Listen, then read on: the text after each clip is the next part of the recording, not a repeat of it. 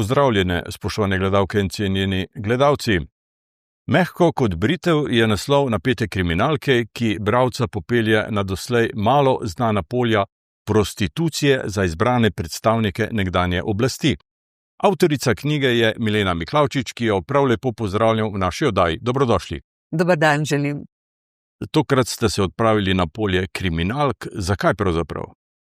Zaradi tega, ker se mi je zdelo, da prav preko tega žanra lahko zgodbo, ki sem jo slišala pred leti, oblikujem tako, da bo brez kakšne posebne sentimentalnosti bralcem predstavilo neko obdobje 60. oziroma 70. let, ko se je v zakulisju dogajalo marsikaj tudi na tem intimnem področju, kar pa do nas, ki smo takrat živeli neko normalno življenje, enostavno ni prišlo. In tudi to obdobje, čeprav sem ga živela kot najstnica oziroma kasneje tudi kot mlada ženska, nisem poznala, ne nazadnje tudi zato, ker se o intimi ni nikoli smelo govoriti, ker je bil to en takšen tabu, ki je bil nekje v ozadju za zaprtimi in zaklenjenimi vrati, do njega pa nismo imeli pristopa. Tudi ob pomoči vaših 5 knjig se te tabuji počasi topijo, se rušijo. Srž te zgodbe, ki je sedaj v obliki kriminalke, pa ste našli v pripovedi ene vaših pričevalk. Objavili ste jo v tej v 5. delu knjigi Lučkine in druge zgodbe. Ja, tako je. Ta pričevalka se je vrnila iz Nemčije, kjer je preživela skoraj celo svoje življenje in je po spletu okoliščin, ker je bila že zelo stara in so hodile k njej negovalke, ena od teh je potem predlagala, naj pokliče mene in mi zaupa svojo zelo zanimivo zgodbo. In dejansko res sem prišla k njej in ta gospa, zame je bilo nekaj neverjetnega, ko je povedala, da se bliža 100. rojstnemu dnevu, pa vendar sem pred seboj zagledala žensko z bujnimi, svetlimi lasmi, zelo mladostno. In potem, ko mi je začela pripovedovati o svojem življenju, nisem mogla verjeti, da je ta oseba, ki je imela še v pozni starosti toliko energije, doživela tudi toliko grdih stvari, ki so je pravzaprav zaznamovale njenega moža in tudi vse, kar je počela.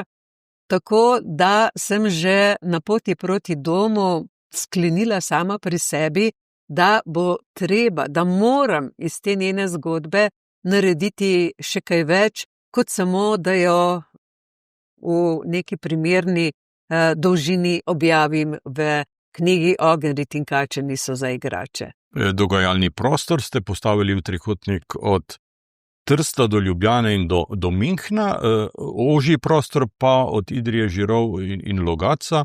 To območje tudi sami sicer dobro poznate. Ja, seveda, zaradi tega, ker zmeraj, ko pišem, ne nazadnje, tudi ko sem pisala, recimo o teh, pravzaprav zelo redko kdaj govorim, te knjige za otroke, so v njih nastopali moji otroci oziroma otroci iz naše ulice. In tudi, ko opisujem kraje, jaz moram vedeti, jaz moram otipati ljudi, tudi cesto, neko okolje, prav zaradi tega, da se v tem prostoru lahko znajdem. Ker če tega ne počnem, ne nazadnje tudi, ko govorim o Nemčiji, o Münchnu, to pot do Münchna poznam. Ne nazadnje kot svoj lasten žep, ker je v bližini Münchna živela moja sošolka z gimnazije in sem to pot z vlakom vsak konec oktobra, pravzaprav, ko je imela rojstni dan, prevozila in živela potem, bivala pri njej kakšen teden. In tudi tukaj govorim o stvareh, ki jih poznam.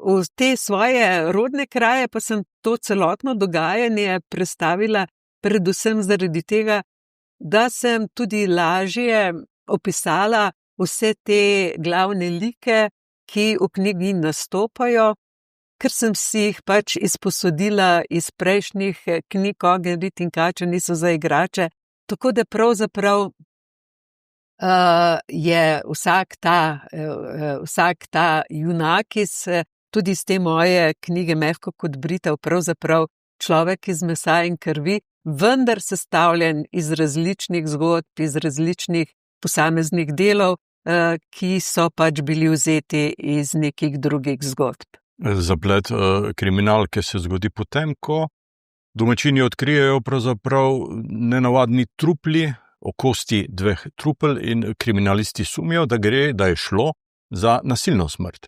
Ja, s tem sem začela tudi zaradi tega, ker mi je ta thriller način prikazovanja življenja mi je nekako blizu, ker konec koncev, če odkrito povem, tudi zadnjih 20-30 let berem samo domoznanske knjige in gledam tudi ta žanr preko filmov ali nadaljevank, ker mi je ta ljubezenske štorije mi pravzaprav nikakor ne ležijo. In to se mi je zdelo najbolj enostavno, prav zaradi tega, ker ta najdba teh okosti pravzaprav potegne iz tega okolja tisto, kar je bilo zamolčano, kar je bilo skrito, kar so pravzaprav, o čemer so vsi šepetali, vsi vedeli, vsi nekako poznali tudi določene podrobnosti, ampak se o teh stvareh ni govorilo, kar je tipično za slovenski prostor, da molčimo, čeprav vsi vse vemo. In potem preko zgodb, ne toliko preko značajev posameznih ljudi, ampak preko zgodb, ker ta način pisanja mi je najbližji, potem razkrivam vso to pot od trenutka, ko je do umora teh dveh oseb prišlo, pa do trenutka, ko se na smrtni postelji enega od akterjev pač razkrije celotna zgodba, do katere pa pravzaprav ne morem biti kritična, niti ne morem vseh teh glavnih junakov obsojati, prav zaradi tega, ker so se stvari dogajale po spletu okoliščin.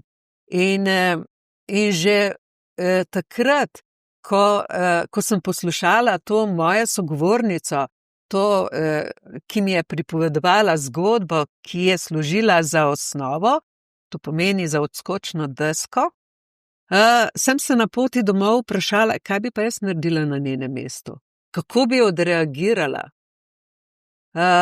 In veste, odgovori niso zmeraj enostavni, ker če se mi znamo vživeti v življenje nekoga drugega, potem gledamo na to življenje z empatijo in tudi sami bi verjetno v določenem trenutku odreagirali drugače, če bi šlo za naše življenje oziroma za življenje naših bližnjih. Najbrž bi drugače odreagiral tudi junak vaše zgodbe, dr. Podobnik, če bi vedel, kam se bodo pripeljali ti dogodki, ki jih sicer v tej kriminalki opisujete. To je bil vaški zdravnik, ki je to poeva ob koncih tedna prirejal tako razuzdane zabave za orgije za ugledne goste iz Ljubljane.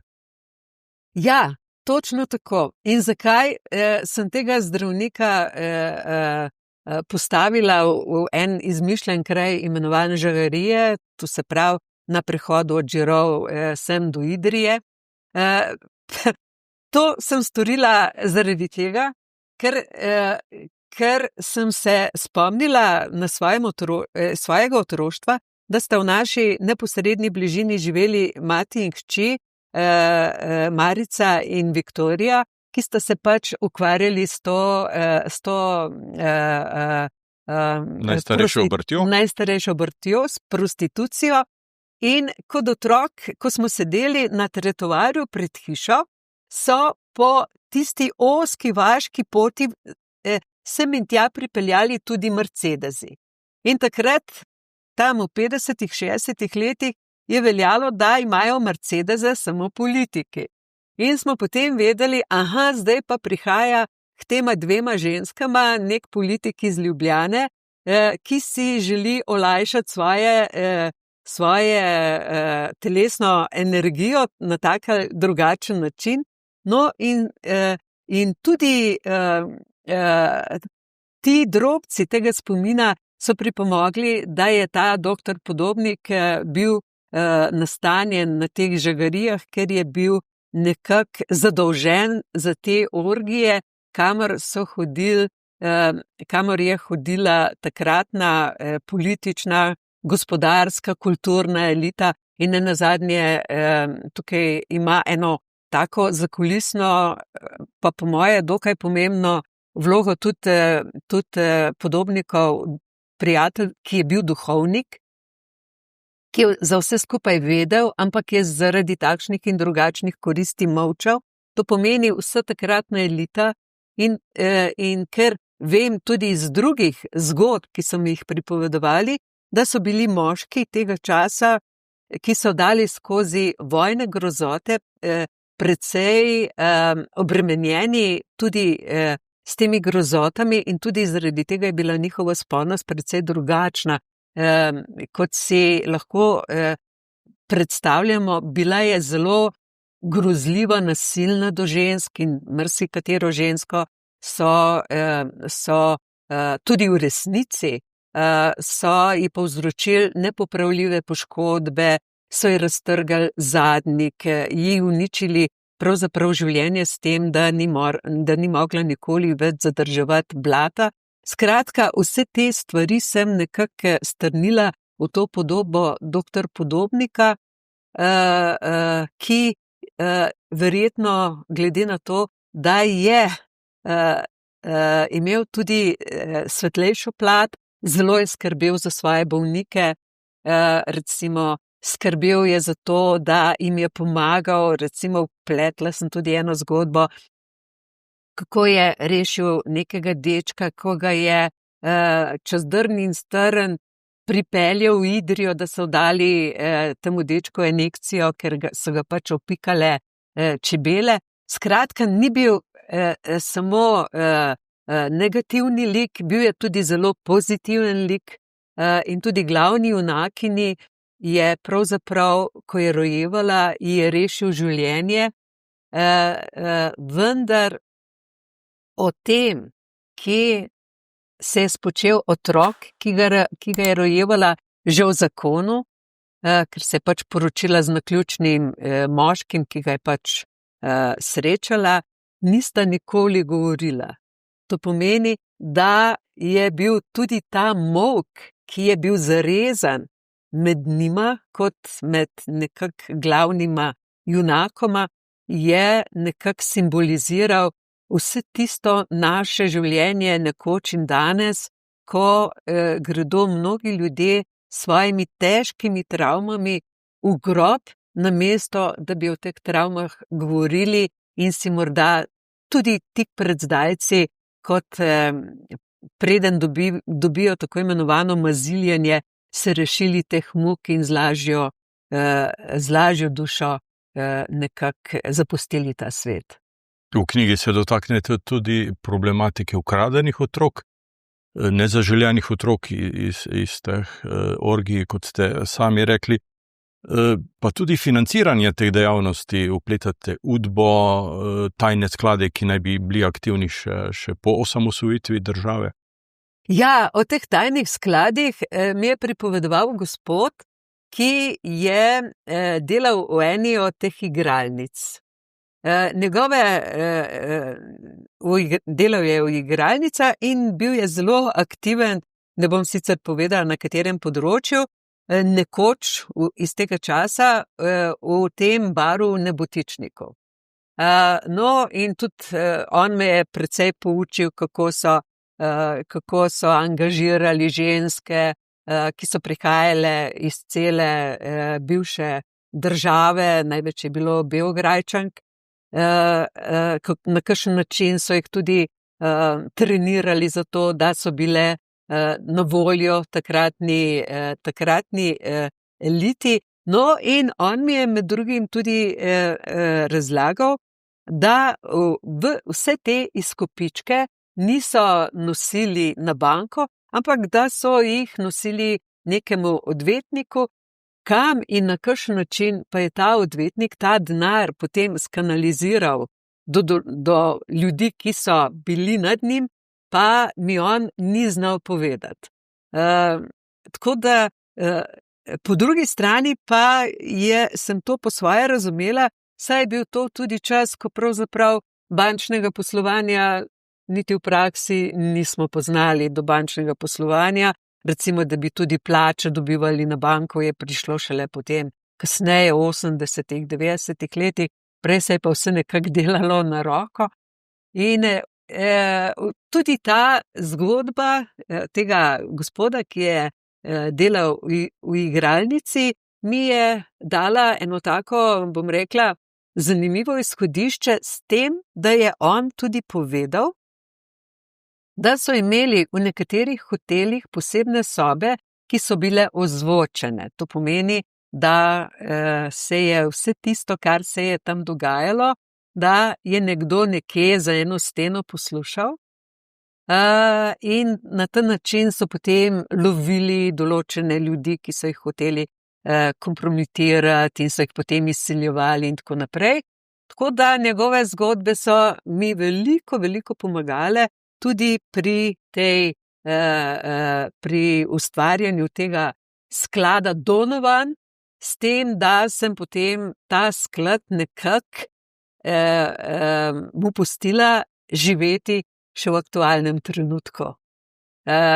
S tem sem želela povedati, da se dogaja nekje v ozadju še zmeraj nekateri denarni tokovi, o katerih pravzaprav vedo samo tisti, ki se z njimi ukvarjajo in tisti, ki imajo od njih koristi. Vseh podrobnosti iz knjige seveda ne bova razkrila, ker sicer naši gledalci ne bi posegli po njej. Povejte mi, zakaj ste pravzaprav zgodbo pripeljali celo v vašo kuhinjo, v vašo hišo, tudi vi ste ena od akterk tega kriminalnega romana? Ja, to je pa, glejte, moje življenje sestavljajo zgodbe. Tudi če vidim eno zanimivo drevo, vidim v tem drevesu zgodbo. Vse, kar se dogaja okoli mene, ker pač to ves čas poslušam, so zgodbe. In tudi ta invalid, s katerim nekako skozi cel roman, nekako se z njim družim, pogovarjam in tako naprej, je del teh mojih zgodb. Začne se pa že v mojem davnem otroštvu, ko smo kot otroci hodili mimo hiše, v kateri je živela Šupcova Helena, ki je bila na postelji. In ta Helena je bila moja zelo velika prijateljica in jaz nisem mogla iti mimo hiše, da se ne bi vsaj za kakšne pol ure ustavila pri njej.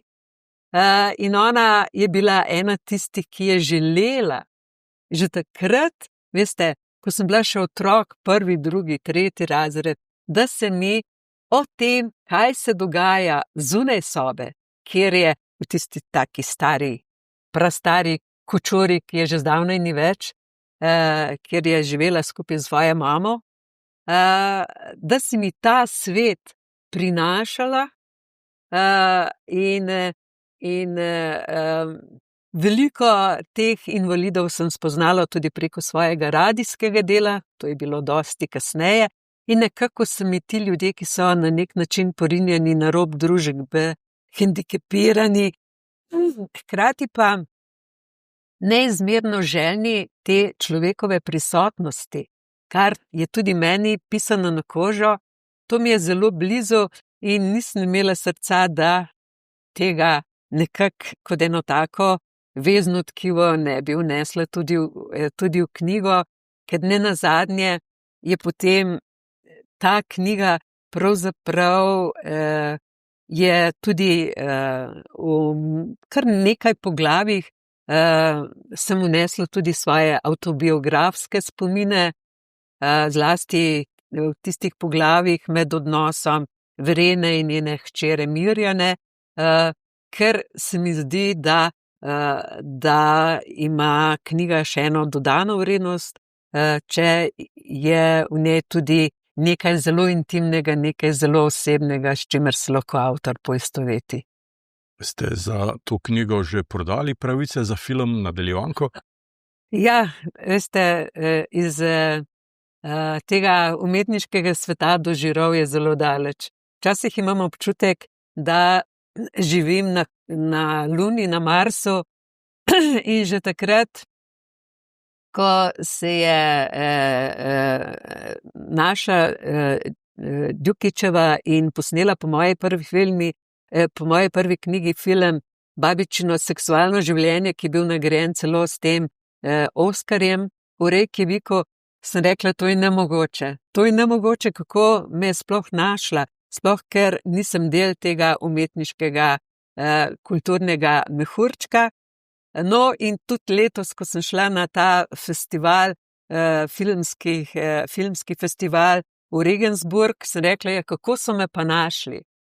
No, in če bo me kdo od potencialnih našel in iz te knjige poskušal narediti tudi kaj več, morda se bo dogovorila le v primeru, da knjige ne bo zmaličil in jo priredil na ta način, da ne bo natač nameš, tega pa ne maram. In takrat znam reči tudi ne. Kakšni so odzivi bralcev, prvih bralcev? Odzivi bralcev so zelo zanimivi.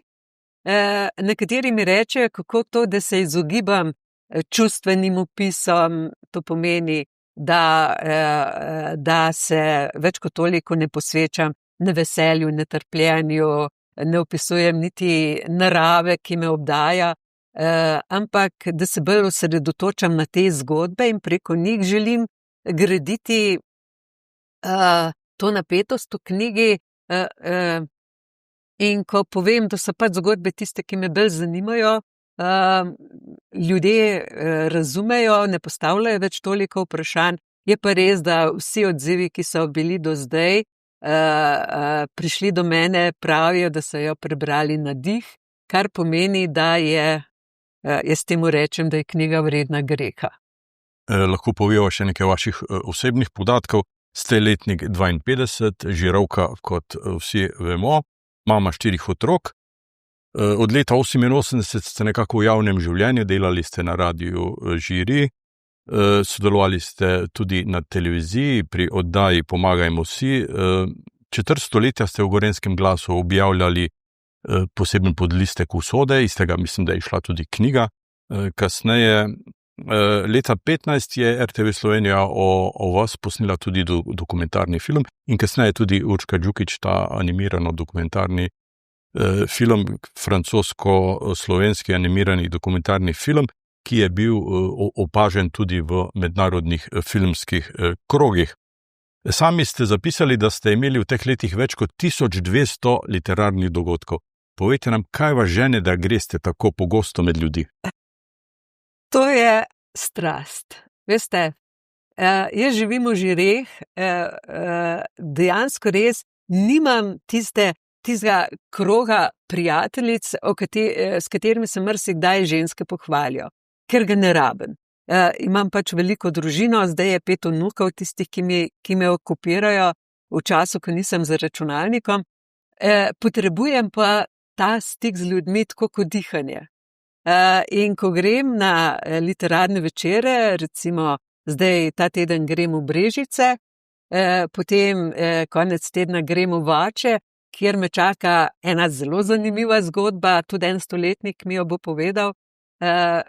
To je tisto, kar me napolnjuje z energijo, in v trenutku, ko pridem na nek literarno-pogovorni večer in vidim publiko pred seboj, ki čaka na to, kaj jim povedala, veste, to je tako adrenalinsko, da vse, bom rekla, vse tisto, ko človek velikokrat težko živi zaradi, se veste, da v življenju pride marsikaj, vse izgine in občutek, da lahko te zgodbe, za katere marsikdo ne ve, prav zaradi tega molka, ki je tako značilen za slovenski prostor, ko te zgodbe lahko delim z drugimi, to je nekaj, kar si ne dam vzeti še naslednjih 30 let.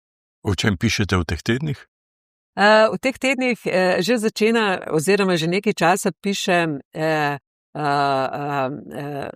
nov roman, ki bo spet govoril o eni teh zgodb. To pa je o ženski, ki je zašla v neko sekto in kako so jo duševno, telesno in tudi finančno izropali. Pišem pa tudi še eno zgodbo za otroke, za mojega najmlajšega vnuka, ki je edini, ki še nima svoje knjige. To pa je o strašnem razbojniku Grdavžu in o deželi Zoprniji, ter seveda o tem, kako skupaj z mamo iščeta tudi v takšni deželi, kot je Zoprnija, tisto najboljše v človeku. Ker s tem želim ne samo svojega vnuka, tudi druge otroke napeljati k temu, da v svetu, ki ga živijo, iščejo dobro, iščejo tudi, če so sredi asfaltne džungle, iščejo morda cvetlico, ki zraste tam nekje iz ene špranje, ker te empatije je danes izjemno malo, zlasti pri otrocih. Želim vam, da bi vam ta dobra namera uspela. Milena Miklavčič, hvala za obisk v našem studiu, hvala za ta pogovor in hvala tudi za to vašo novo knjigo.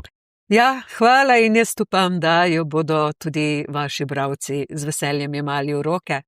Če pa morda želi kdo postaviti kakšno vprašanje o katerikoli moje knjigi, sem pa zelo vesela, če mi prijazno napišejo kakšen mail ali me pokličejo.